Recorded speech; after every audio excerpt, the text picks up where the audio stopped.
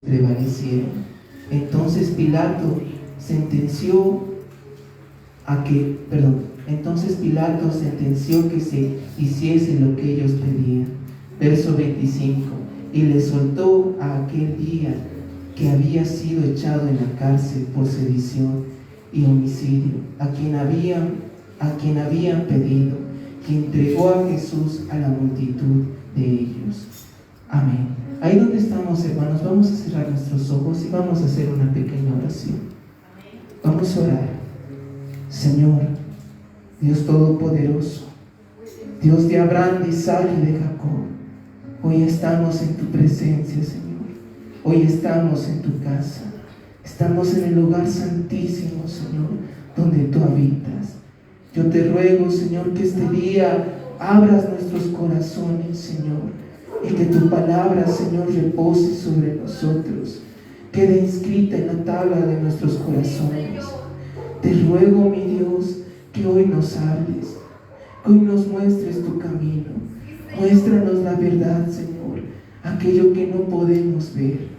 Yo te ruego, Santo Espíritu, que hoy nos ministres, que hoy nos dirijas, Señor. Yo te pido que me uses, Señor, como instrumento, y seas tú hablando y no yo. Señor, este día queremos ver tu gloria. Te encomendamos nuestros corazones, te entregamos nuestros pensamientos, Señor. Y en tu nombre, Señor, anulamos, Señor, toda distracción, todo espíritu de estupor, Señor. En tus manos dejamos, Señor, nuestras vidas. Ministranos, Santo Espíritu. Gracias te doy, Señor, en el nombre de Jesucristo. Amén. Amén. Amén. Hoy, mis hermanos, como les dije, vamos a hablar acerca del ataque del enemigo. La palabra de Dios dice que no tenemos lucha contra sangre y carne, sino contra principados, potestades, huestes de maldad, espíritus malignos y tantas otras cosas. Y hoy vamos a hablar acerca de esto, y estoy tomando como ejemplo a nuestro Señor Jesucristo. Aquí, mis hermanos, lo que acabamos de leer es cuando Jesús es sentenciado a muerte, cuando a Jesús lo llevan ante Herodes para que lo crucifiquen. Aquí hemos leído, mis hermanos, amén. Iremos al verso 14. ¿Qué es lo que dice Herodes acerca de Jesús? Dice: les dijo, me habéis presentado a este como un hombre que perturba al pueblo, pero habiéndole interrogado yo delante de vosotros, no he hallado en este hombre delito alguno de aquellos de que le acusáis. Aquí, mis hermanos, presentan a Jesús delante de Herodes y le dicen: este Jesús de Nazaret ha hecho esto, ha hecho el otro, y presentaban testigos falsos. Incluso dice la palabra más atrás que los sacerdotes, los que enseñaban la palabra de Dios, dice que sobornaban a personas. Tú di que Jesús ha hecho esto, que ha cometido este pecado, que ha mentido, que ha robado. Y iban, dice, personas y se presentaban delante de Herodes: yo vi a Jesús hacer esto, yo vi a Jesús hacer lo otro. Pero cuando Herodes los interrogaba así, uno por uno, veía que ellos se contradecían, veían que lo que ellos decían no parecía coherente. Entonces Herodes, dice aquí, no vio ninguna maldad en Jesús, no vio ninguna acusación real para que lo sentenciaran a muerte. Pero las personas, dice que aquí se empezaron a levantar y a decir: no, crucifícalo, crucifica a este Jesús. ¿Y quiénes eran esas personas, hermanos? Eran sacerdotes, eran personas que enseñaban la palabra de Dios. Eran personas, hermanos, que Jesús había hecho milagros delante de ellos y a ellos mismos. Personas que un día decían: este Jesús va a ser el rey de Israel, este nos va a gobernar. Pasaron días y decían: crucifíquenlo, crucifíquenlo. Mis hermanos, en este tiempo, en este momento en el que Jesús es crucificado, dice la palabra más adelante, nos vamos a ir al verso, mismo capítulo. Amén. Iremos al verso 43. Dice: Entonces Jesús le dijo: de cierto te digo que hoy estarás conmigo en el paraíso. Y cuando era como la hora sexta, hubo tinieblas sobre toda la tierra hasta la hora novena. Hermanos, cuando Jesús estaba en la cruz, dice que había tinieblas, que no era de tarde, era de día. El sol tenía que estar radiante, pero dice que había tinieblas, había oscuridad. Era algo totalmente sobrenatural. Y si vemos el libro de Salmos, dice la palabra que en ese tiempo, mis hermanos, cuando Jesús es crucificado, dice que demonios lo rodeaban. Dice la palabra: perros de Basán me rodearon, cuando habla en Salmos acerca de Jesús. O sea, que estas tinieblas que vemos aquí en la palabra no era una tiniebla de algo natural, de algún eclipse, no, sino que eran demonios que estaban ahí alrededor de Jesús, que estaban en el momento en que Jesús estaba siendo crucificado. Por eso, hermanos, estas personas actuaban de esa forma, actuaban de una forma tan malévola, tan maligna, que querían ver a un hombre inocente morir.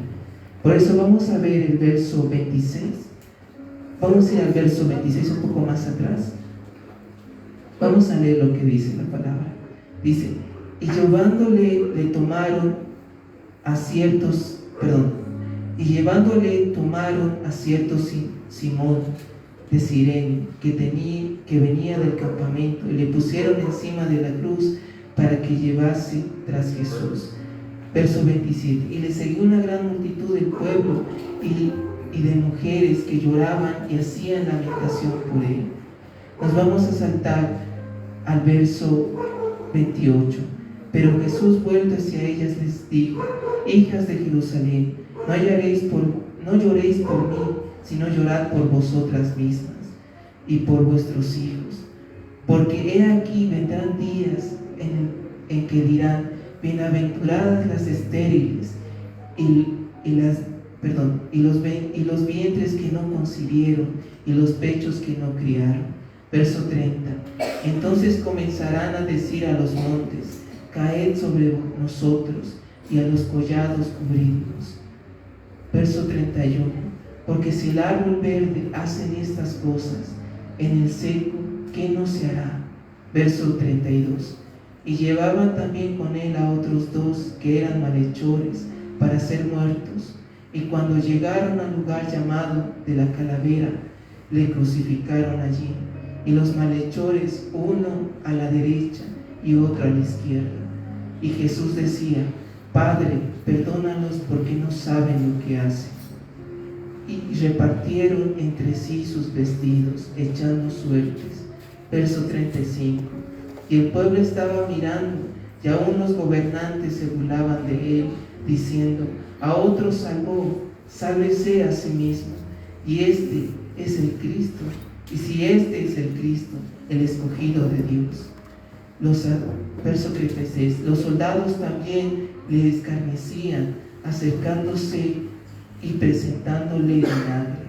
Verso 37. Y diciendo: si tú eres rey de los judíos, sálvate a ti mismo.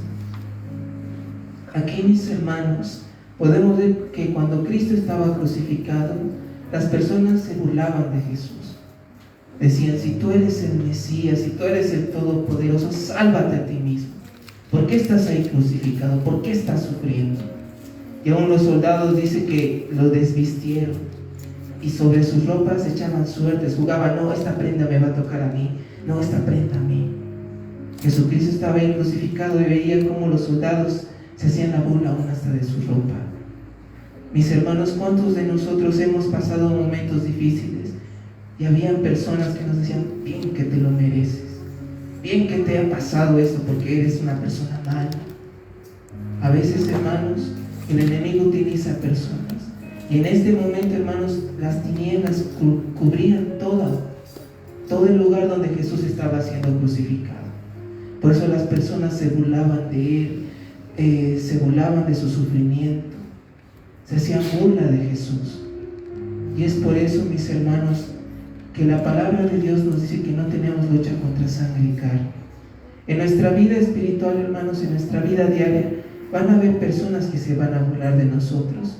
En el momento en el que estemos caídos, que estemos deprimidos, puede ser que se levanten personas así, se empiecen a hacer burlas. No eres tú cristiano, ¿por qué estás sufriendo? No eres tú cristiano, no deberías confiar en Dios. Hay momentos, hermanos, en el que el enemigo se va a levantar para desanimarnos, para destruirnos. Y aquí Jesús, ¿qué hacía Jesús? A ver, leeremos el verso 34 otra vez. ¿Qué es lo que decía Jesús? Verso 34. Dice: y Jesús decía: Padre, perdónalos porque no saben lo que hacen. Amén. Hermanos, en este tiempo estas personas estaban tan poseídas por demonios que ellos mismos no se daban cuenta de lo que hacían. No se daban cuenta que estaban crucificando al Rey de Reyes, alguien que había hecho milagros, había resucitado muerto delante de sus ojos. Estaban totalmente cegados, estaban con una ira que no tenía sentido, una ira contra Dios, que querían verlo muerto. Por eso gritaban: crucifíquenlo, crucifíquenlo, porque había una ira en ellos. ¿Cuántas veces, hermanos, aún nosotros hemos sentido ira por otras personas? ¿Cuántos de nosotros aún hemos deseado el mal a otras personas? Y estas personas deseaban el mal de Jesús, querían verlo muerto a toda costa, preferían que se suelte un ladrón o un homicida antes que a Jesús. Por eso estas personas estaban totalmente poseídas. Vamos a saltarnos y vamos a leer el verso 46. Verso 46. La palabra dice: entonces Jesús, clamando a gran voz, dijo: Padre, en tus manos encomiendo mi espíritu. Y habiendo dicho esto, expiró. Y cuando el centurión vio, verso 47, y cuando el centurión vio lo que había acontecido, dio gloria a Dios, diciendo: verdaderamente este hombre era justo. Verso 48. Y toda la multitud de los que estaban presentes en este espectáculo, viendo lo que había acontecido, se volvían golpeándose el pecho. Hermanos, cuando Jesucristo murió, desapareció esa ira. Y ellos mismos vieron con sus ojos: ¿qué hemos hecho? Hemos crucificado a un justo. Y hace unos segundos estaban ahí diciéndole: crucifíquenlo, repartiendo sus vestidos, haciéndose burla de ellos. Hermanos, cuando una persona es poseída por un demonio, actúa con ira, actúa con envidia, actúa con rencor. Aunque no haya hecho nada, esa persona empieza a maquinar su mente: esta persona me ha hecho esto, esta persona ha hecho lo otro. Y eso es lo que hacían los sacerdotes. Los sacerdotes por eso odiaban a Jesús, porque su mente estaba lleno de cosas malas. Eran instrumentos del diablo. Los que tenían que ser hombres de Dios eran instrumentos del diablo. Por eso, mis hermanos, cuando fue crucificado, ya las personas dicen: ¿qué hemos hecho? ¿A quién hemos crucificado? Y ahí es cuando abrieron sus ojos. Y es por eso, hermanos, que la palabra dice que debemos pelear. Nos iremos al libro de Efesios, capítulo 6.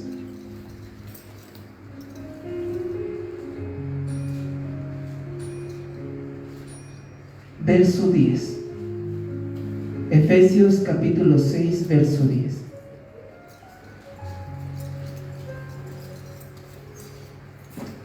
Amén. Para los que no lo podían encontrar, lo tenemos en pantalla. Vamos a leer. La palabra dice: por lo demás, hermanos míos, fortaleceos en el Señor, en el poder de su fuerza. Vestidos con toda la armadura de Dios, para que podáis estar firme contra las acechanzas del diablo. Porque no tenemos lucha contra sangre y carne, sino contra principados, contra potestades, contra gobernadores de las tinieblas de este siglo, contra huestes espirituales de maldad en las regiones celestes. Verso 13. Por tanto, tomad toda la armadura de Dios, para que podáis resistir en el día malo, y habiendo acabado todo, estad firmes. Amén. ¿Qué dice aquí la palabra, hermanos?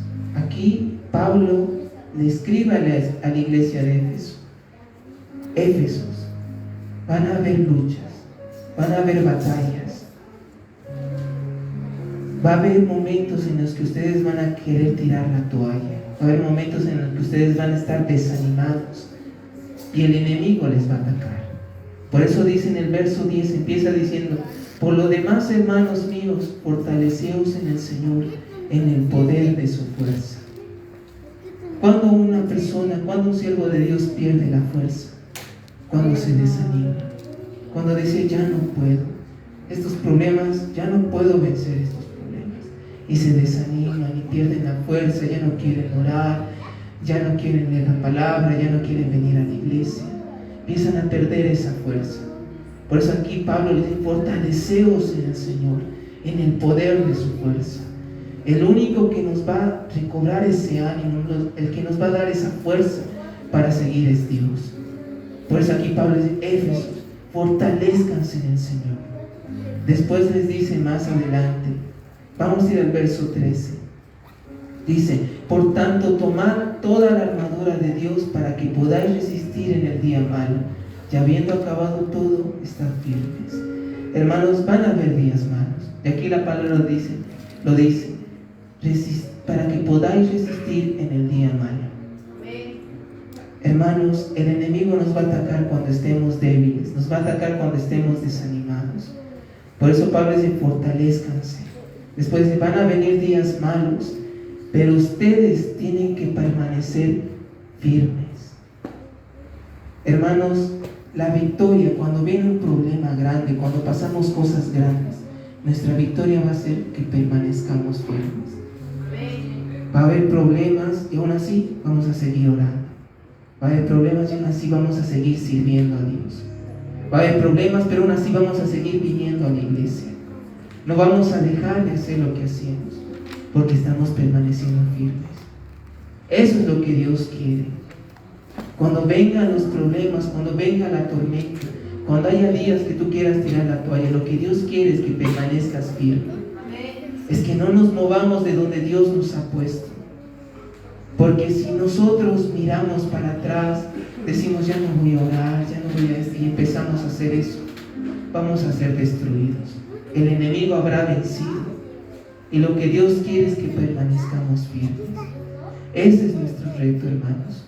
El día que tú te pongas mal, hermano, tienes que permanecer firme. El día que tú ya no puedas más, tienes que permanecer firme. Tienes que seguir orando, tienes que seguir buscando, tienes que seguir sirviendo a Dios. A veces vienen problemas y decimos: ya no voy a servir a Dios, ya estoy cansado, hay tantas cosas, ya no. Yo quiero irme, quiero ir y hacer mis cosas, ya no quiero venir a la iglesia. Hay días, hermanos, así. Hay días en los que nos vamos a desanimar. Va a haber días en los que ya no vamos a querer venir más a la iglesia. Pero Dios dice: permanezcan firmes, velen en oración. Vamos a ir al verso 18. La palabra dice: orando en todo tiempo, con toda oración y súplica en el Espíritu, y velando en ello con toda perseverancia y súplica por todos los santos. Esto, hermanos, es una orden del Señor. Si queremos permanecer firmes, tenemos que velar en oración. Dice: orando en todo tiempo, con toda oración y súplica en el Espíritu. Eso es lo que tenemos que hacer. Cuando vengan los problemas, orar en todo momento, suplicar, clamar a Dios hasta que pase algo, hasta que pase la tormenta. Y dice: y velando en ello con toda perseverancia. Tenemos que perseverar. Aunque no tengamos ganas de orar, estar ahí arrodillados: Señor, no sé qué decirte, pero estoy aquí. Intentar adorar, cantarle, pero intentar perseverar. Eso es lo que Dios quiere. Cuando venga el problema, que estemos ahí de rodillas, aunque no sepamos qué decir, pero Señor, estoy aquí. Y Dios lo ve. Dios ve cuando tú estás ahí orando. Dios ve cuando tú estás haciendo un sacrificio. Aunque no sientas orar, pero estás ahí, Dios lo ve. Y es por eso que Dios empieza a mover sus ángeles, empieza a cubrirte, empieza a protegerte. Pueden venir problemas, pero aún así vas a estar protegido. Y Dios va a estar ahí. Hermanos, ¿cuántas veces yo he visto en mi propia vida? ¿Cuántas veces en accidentes, tantas cosas he visto la protección de Dios? He visto a un desanimado, cansado, Dios ahí protegiendo, Dios ahí cubriendo. Por eso tenemos que velar en oración. Aunque no queramos orar, que no queramos buscar a Dios, aún así estar ahí. Eso es lo que nos va a guardar. Porque días malos van a venir. Y es muy triste, hermanos, ver a siervos, hijos de Dios que un día están sirviendo y al otro día están allá en el mundo. Están ahí en fiestas porque vinieron problemas y no pudieron soportar. Vinieron cosas a su vida y dijeron, ya no voy a seguir en la iglesia, y se fueron. ¿Cuántas personas que predicaban ya no están predicando?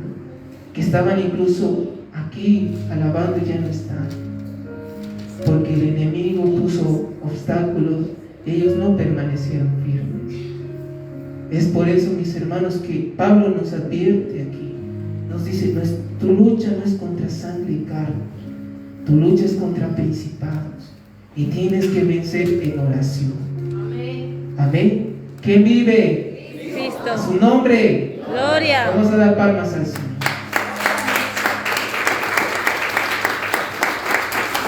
Mis hermanos, el poder de la oración es tan grande. Si nosotros oráramos cuando tenemos problemas, veríamos la mano de Dios todo el tiempo. Veríamos cómo pasan cosas sobrenaturales. Yo, mis hermanos, les doy un testimonio. A veces vamos a visitar a familias y así hablamos con ellos porque tienen problemas grandes. Lloramos y hablamos con varias familias.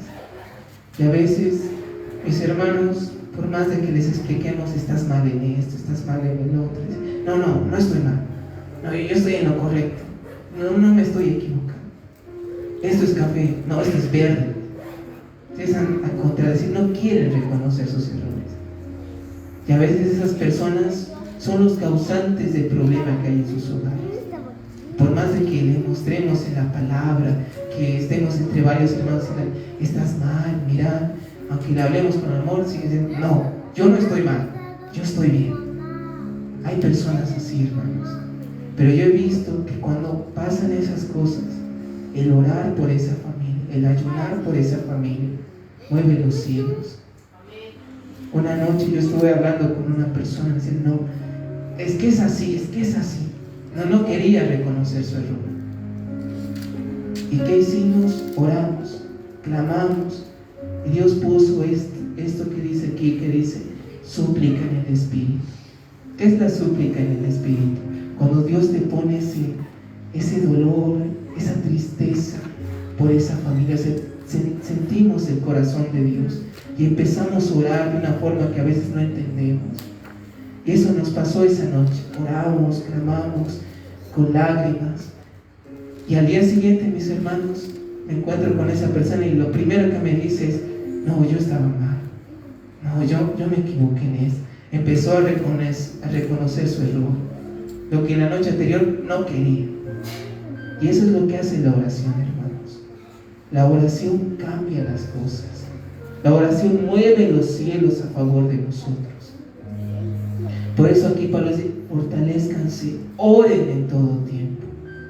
Mis hermanos, es un reto el orar. Yo sé que a veces no tenemos ganas de orar, a veces no queremos, pero tenemos que hacerlo, porque es lo único que va a producir un cambio. ¿Cuántas personas, hermanos, ustedes conocen? ¿Cuántas personas conocen ustedes que no quieren cambiar? Por más de que le hablan, pasan años y años y no cambian. Pero miren lo que una oración puede hacer. Una persona que dice, no, yo no estoy equivocado. Y al día siguiente, no, yo sí me equivoqué. Eso es un milagro, hermanos. Que una persona reconozca un error es un milagro. Es algo que solo Dios puede hacer. Por eso, mis hermanos, tenemos que tener esto en cuenta. Que no tenemos lucha contra sangre y carne, y que la oración es nuestra fortaleza. Es lo que nos va a dar la victoria. Igual si estamos enfermos, yo he visto a Dios que aquellas personas que tienen una fe verdadera, Dios los sana. Dios hace milagros, no importa que tengan cáncer, sida, lo que sea, Dios los sana. cuando hay una fe verdadera, cuando de verdad buscamos a Dios con todo nuestro corazón, cuando perseveramos. Mis hermanos, el ejemplo a mí más grande de fe, aparte de Abraham, para mí es Job. ¿Cuántos han escuchado la historia de Job? Sí. En un día perdió su familia, perdió a sus hijos. En un día perdió su ganado, perdió todo lo que tenía en un solo día. Una noche era rico y al día siguiente no tenía nada, no tenía familia, no tenía hijos. Pero aún en su tristeza dice que él se puso de ayuno, se puso de rodillas delante de Dios y decía: Dios dio y Dios quitó. Bendito sea el nombre del Señor. Hermanos, ¿cuánto tiempo Job estuvo en sufrimiento? ¿Cuánto tiempo Job estuvo llorando por sus hijos? Pero aún así seguía buscando el rostro de Dios, seguía orando, hasta que un día Dios se le apareció en un tornado y le habló cara a cara. Y desde ahí Dios lo multiplicó, todo lo que tenía, todo lo que perdió le dio el doble. Eso, mis hermanos, es perseverancia. Cuando tú tengas un problema, la solución no es culpar a Dios, porque hay personas que culpan a Dios. Por tu culpa, Señor, por la iglesia, porque serví, me pasó esto. Y empezamos a culpar a Dios. No, debemos ser como Job. Señor dio, el Señor quitó, bendito sea el nombre del Señor. Amén. Amén. Por eso, mis hermanos, Dios quiere ver perseverancia. A veces yo veo personas que un día están con fe, pasan un problema y dicen: voy a ayunar, voy a orar. Pasa una semana, ya no quiero orar, ya no quiero venir a la iglesia. Y se van y pierden el milagro. Porque a veces Dios quiere decir: hijo, yo quiero ver tu persistencia, yo quiero ver cuánto me amas, que aunque estés mal, aún así me sigas amando. Eso es lo que Dios quiere ver, mis hermanos. Amén. Así que les voy a pedir que nos pongamos de pie. Vamos a hacer una oración.